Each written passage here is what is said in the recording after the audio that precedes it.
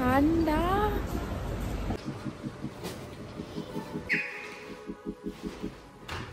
তুই খা,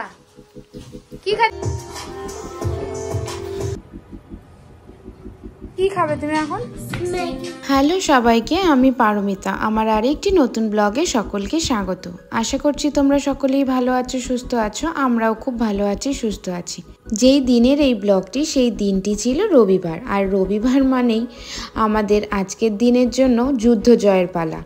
যুদ্ধ জয় তেমন নয়, শিফটিং করানোর যুদ্ধ। তো সকাল সকাল ঘুম থেকে এই জন্য উঠে পড়েছি, কারণ লোকগুলো আসার আগে আমাদের অ্যাটলিস্ট ব্রেকফাস্টটা তো করে নিতে হবে। আর লাইফে আমি বিয়ের পর থেকে এত শিফটিং করেছি বা হয়েছে, সেই জন্য অতটা ভয় হয় না। কিন্তু ভয় একটাই, শীতকাল বলে একটু ভয় হচ্ছে, কারণ এত ঠান্ডার মধ্যে শিফটিং করানোটা খুবই সমস্যার একটা বিষয় হয়ে দাঁড়ায়। হ্যাঁ হ্যাঁ, তাড়াতাড়ি বসো, ওই লোকগুলো আসার আগে খেয়ে নাও, তাড়াতাড়ি খেয়ে নাও।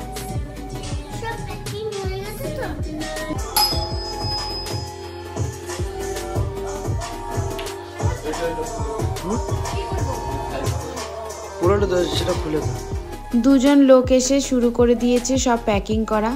আস্তে আস্তে সব শুরু হয়েও গেছে বটে। এখন শুধু আসবাবপত্রগুলোকে প্যাকিং করা বাকি আছে। সবে জামা কাপড়গুলোকে এক জায়গায় করেছে। যেই ট্রলি ব্যাগগুলো ছিল, সেই ট্রলি ব্যাগে আমি মোটামুটি জামা কাপড়গুলোকে বের করে গুছিয়ে রেখেছিলাম, তাহলে নিজের মতন করে মনে থাকবে, সেই কারণে। গানগুলো নাচবি না কেন? নাচ। আচ্ছা, এই গানটা কিরকম করে যেন, এরকম কেমন করে একটু দেখা না। স্টেশনটাই পকোড়া কে এনেছে বাবাই? এইটা কেন দিচ্ছি? মিষ্টিটা দে। ট্রেন্দু আর দীপ মিলে চলে গেছিল গ্যাসের ওখানে সিলিন্ডার জমা দিতে। তারপর ওখান থেকে পকোড়া, মিষ্টি এইসব নিয়ে এসছে, কারণ বসে আছি, কিছু খাবার তো খেতে হবে। তারই মাঝে একটা মজার জিনিস হয়েছে, কারণ আমি যেহেতু মার্কার দিয়ে সব কিছু লিখে রাখছিলাম পেটিগুলোর ওপরে, আরেকজনও শুরু করেছে রান্না। লেখ রান্নাঘরের সামান, রান্না ঘর লেখ। এবার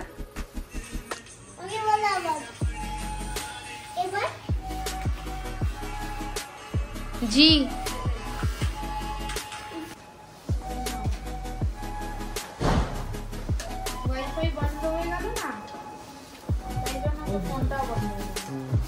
দেখতে দেখতে প্রায় দুপুর হয়ে গেছে 3টে। খাবার দাবার আমাদের অর্ডার করেই খেতে হবে, কোনো অপশান নেই। যেহেতু আমাদের ফ্রাইড রাইস আর চিলি চিকেন অ্যান্ড চিলি পনিরটা মার জন্য, চিকেনটা আমাদের জন্য। খাবার এসে গেছে, আমরা খাওয়া দাওয়া করে নিলাম। খাওয়া দাওয়া করতে না করতেই মোটামুটি ঘর ফাঁকা হয়ে গেছে। তখন প্রায় আমাদের মালপত্র নিচে সব নেমে গেছে। তো কিছুক্ষণ পরই সেই গাড়ি চলে যাবে ফরিদাবাদের দিকে। সিন্টি রামো দেখ লাগলো। এই হ্যালো বাবা, মা বাবা,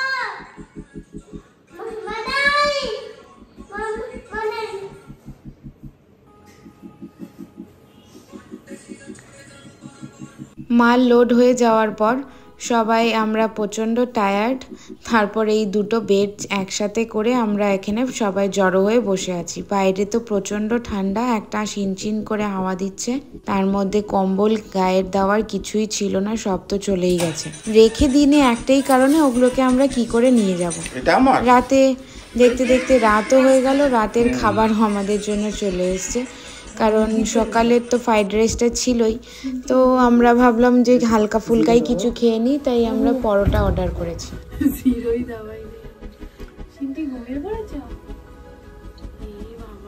আমাদের যেহেতু সেই দিনই রাতে ট্রেন ছিল দিল্লি যাওয়ার জন্য, সেই জন্য আমরা খাওয়া দাওয়া করে রেডি হয়ে নিলাম, তাড়াতাড়ি বেরিয়ে পড়তে হবে বলে।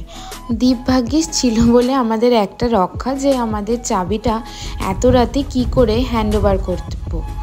তো সেটা ভাবতে গিয়ে আমরা মালিককে আগের থেকেই জানিয়েছি আমাদের যেহেতু রাতে ট্রেন, তো আমরা কি করে আপনাকে চাবিটা দেব। তো আমরা ভাবলাম যে দীপ যদি থেকে যায় তো পরদিন সকালে ও চাবিটা দিয়ে বেরিয়ে যেতে পারবে কলেজের জন্য।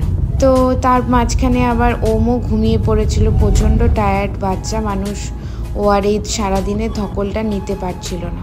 আমরা মোটামুটি চণ্ডীগড়কে বিদায় জানিয়ে এখন একটা নতুন শহরের দিকে পাড়ি দিচ্ছি।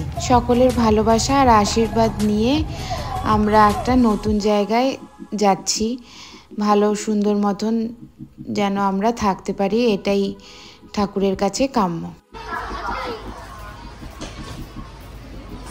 সিনটি কেমন ঠান্ডা লাগছে আমাদের, হ্যাঁ সিনটি ঠান্ডা, ও বাপ রে কি এক তো এত ঠান্ডা, তার উপরে ট্রেনে উঠেছি আর বিছানাটা পাতা দেখে মনে হচ্ছিল এই ট্রেনটা যেন নাই থামে। কিন্তু পরদিন সকাল ভোর 5টার সময় যখন ট্রেনটা দাঁড়াবে তখন তো পুরো পাগল পাগল লাগবে। আমি আর কৃষ্ণেন্দু বলছিলাম যে ট্রেনটা যেন নাই থামে। পরদিন সকালে আমরা পৌঁছে গেছি নিজের বাড়িতে, যেখানে আমাদের নতুন করে আস্তানা হতে চলেছে। ট্রেন থেকে নেমে এতটাই ঠান্ডা ছিল ওই ভোরবেলায়, কি বলবো, সেই জন্য হাতে কোনো সার পাচ্ছিলাম না, তাই আর ফোনটা বের করে কোনো ভিডিও ক্লিপ নেওয়া হয়নি। একেবারেই রোদ ওঠার পর, মানে আমাদের গন্তব্যস্থলে এসে রোদ ওঠার পরই আমি আবার ভিডিওটা স্টার্ট করেছি। আমাদের গাড়িটা, মানে যেই মালপত্র নিয়ে আসছে গাড়িটা, সেটা এখনও আমাদের বাড়ির সামনে এসে পৌঁছায়নি। তা ভাবলাম তার আগে আমরা ব্রেকফাস্টটা সেরে আসি। বাড়ি থেকে বেরিয়েই মেন রোড, সেই জন্য ভাবলাম এখানে অনেক দোকান আছে, তো সেখানেই এসে আমরা প্রথমে স্যান্ডউইচ নিয়ে নিলাম, আর মা আর কৃষ্ণেন্দু পরোটা নিয়ে খেয়েছিল। আমার পরোটা খেতে ইচ্ছে করছিল না। তাড়াতাড়ি করে আবার বাড়ি ফিরে আসলাম। আসতে না আসতেই দেখলাম যে গাড়িও চলে এসছে, মালপত্র আবার ওঠাতে শুরু করেছে। মা আবার এখানে ওমের জন্য একটা বিছানা করেছে, কারণ খাট তো তখনও সেট হয়নি। সেই জন্য ভাবলাম যে ওম তো প্রচণ্ড টায়ার্ড হয়ে গেছে, তো ওখানে ওকে ঘুম পাড়িয়ে দেওয়া হয়েছে। তারপর এক এক করে সব কিছু মাল রাখা হচ্ছে, ওয়াইফাই কানেকশান যা যা দরকার সেগুলোকে সেট করা হচ্ছে। কৃষ্ণেন্দু যেহেতু পরদিনও ছুটি নিয়েছিল, তাই ভেবেছিলাম 80% কাজটা যেন আমাদের কমপ্লিট হয়ে যায়, পরদিন যেন নিজস্ব যেই কাজগুলো সেগুলো থেকে যায়। তো কাজ তো আর এত একদিনে শেষ হবে না, তো সেটা ধীরে ধীরেই কমপ্লিট করতে হবে। তো সব লোকজন চলে যাওয়ার পর আমরা ফ্রেশ হতে চলে গেছি এক এক করে। তারপরে ডাল ভাত আলু সেদ্ধ খেয়ে আমরা এবার ঘুমোবো, কারণ পরদিন ভেবেছি একটু দেরি করেই উঠবো, কারণ একটু ঘুম না হলে শরীর চলবে না। নতুন জায়গায় নতুন বাড়িতে আজকে আমাদের এই ব্লগটা এখানেই শেষ করছি। দেখা হচ্ছে পরের ব্লগে। সকলেই ভালো থাকবে, টাটা।